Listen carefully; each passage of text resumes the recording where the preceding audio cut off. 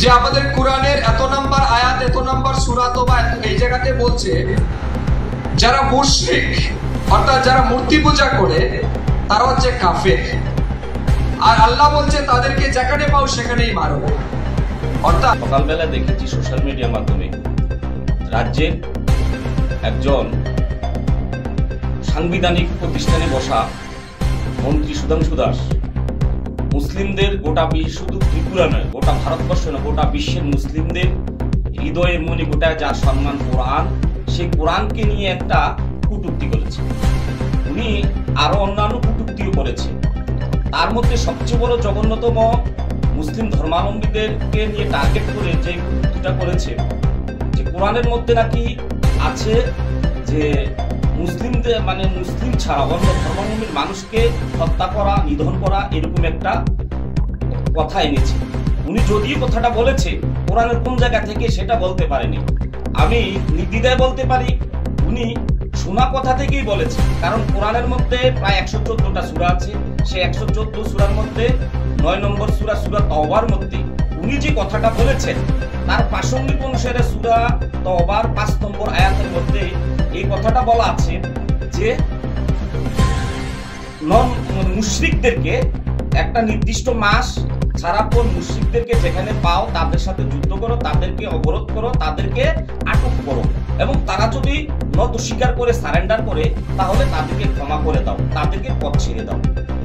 এই যে কথাটা, কোরআন এমন একটা গ্রন্থ যেটা প্রায় ১৩,০০০ বছর আগে আমাদের প্রিয় নবী হযরত মুহাম্মদ মুস্তাফা সাল্লাল্লাহু আলাইহি সাল্লামের উপর অবতীর্ণ হয়েছিল। কোরআনের প্রায় ৬৬৬৬টা আয়াত আছে। প্রত্যেকটা আয়াতের একটা ব্যাকগ্রাউন্ড আছে, একটা প্রিভিয়াস কনটেক্সট আছে। এই যে ব্যাকগ্রাউন্ডের মধ্যে ঠিক এই আয়াতটাও যে প্রেক্ষাপটটা ছিল, তৎকালীন আমাদের প্রিয় নবী হযরত মুহাম্মদ মুস্তাফা সাল্লাল্লাহু আলাইহি সাল্লাম মক্কায় জন্মগ্রহণ করেছিলেন। উনি যখন জন্মগ্রহণ করার পর ইসলামের যখন আল্লাহর পক্ষ থেকে যখন ইসলামের নির্দেশ পেয়েছেন মানুষের কাছে পৌঁছে দেওয়া, ইসলামের বার্তা পৌঁছানোর সঙ্গে সঙ্গে উনার বিরোধিতা শুরু করলেন। প্রায় 13 বছর উনার নির্যাতন স্বীকার করেছেন। 13 বছর নির্যাতন, তৎকালীন আরবের মুশরিকদের 13 বছর নির্যাতনের পরে উনি মক্কা ছেড়ে নিজ জন্ম ভিটা ছেড়ে মদিনাতে যেতে বাধ্য হন। মদিনা যাওয়ার পরেও প্রায় 10 বছর নির্যাতন করেন। এই জন্য এই নির্যাতনের ফলে মানে তখন একটা সন্ধি বিচ্ছেদ হয় যে মক্কার মানে যারা মুশরিকরা আর হযরত মুহাম্মদের উপর আর অত্যাচার করবে না। যে অত্যাচার কেন করবে না, যে তাদের সাথে সন্ধি হয় তোমরা অত্যাচার করবা না, এরকম একটা চুক্তি। এই চুক্তি প্রায় হওয়ার পর আল্লাহর পক্ষ থেকে বলা হয়েছে যারা চুক্তি ভঙ্গ করবে 4 মাস পর তাদের সাথে তোমরা এরকম আচরণ করবে।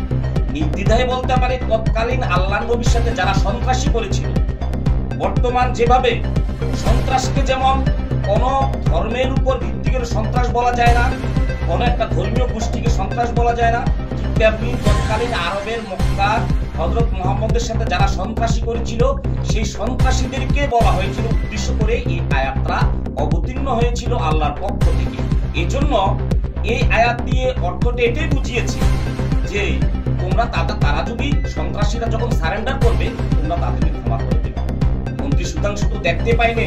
তারপরের যে আয়াতটা 5 নম্বরের পর 6 নম্বর আয়াতে বলা হয়েছিল যে তারা যদি তোমার কাছে সারেন্ডার করে আশ্রয় চায় তাহলে তাদেরকে ক্ষমা করে দিয়ে তাদেরকে গন্তব্যস্থলে পৌঁছে দিও। এমন ভাবে যদি আল্লাহ, কারণ আল্লাহ হচ্ছে দয়াবান, এই কথাটার মাধ্যমে এটাই বুঝাতে চেয়েছিলেন সন্ত্রাসীকে, তৎকালীন সন্ত্রাসীদেরকেও আল্লাহ নবী বিপক্ষে যারা সন্ত্রাসী করেছিল তাদেরকে দমন করার জন্য আল্লাহর পক্ষ থেকে হুকুম এসেছিল। আজকের দিনেও যারা সন্ত্রাসী করে তাদেরকে কোনো ধর্মের লোক যেমন সাপোর্ট করে না, ঠিক তেমনি তৎকালীনও করা হয়। সন্ত্রাসীদেরকে দমন করার কেন্দ্র করে এই আয়াতটা তৎকালীন অবতীর্ণ হয়েছে। আর এই আয়াতটাকে নিয়ে এনে বর্তমান প্রেক্ষাপটের সাথে জড়িয়ে দিচ্ছে। এই জন্য তার আমরা তীব্র নিন্দা করি। আমি চ্যালেঞ্জ করে বলতে পারি বন্ধু সুধাংশু মহোদয়কে, উনি যদি ধর্মীয় ব্যাপারে যদি if you want to talk on the basis of religion, I am challenging you. আপনি আসুন, কোন ধর্মে আপনি নিয়ে টকশো করবেন, আসুন আমার সাথে। আমরা এই ভারতবর্ষের লোক, হিন্দু মুসলিম পাহাড়ি বাঙালি সবাই আমরা এক। কারণ বিষ্ণু পুরাণের মধ্যে লেখা আছে এই ভারতবর্ষের পরিচয় উত্তরং নিয়ত সমুদ্রস্য হিমাদ্রিশ্চৈব দক্ষিণম বর্ষত ভারতং নাম ভারতীয় সন্ততি।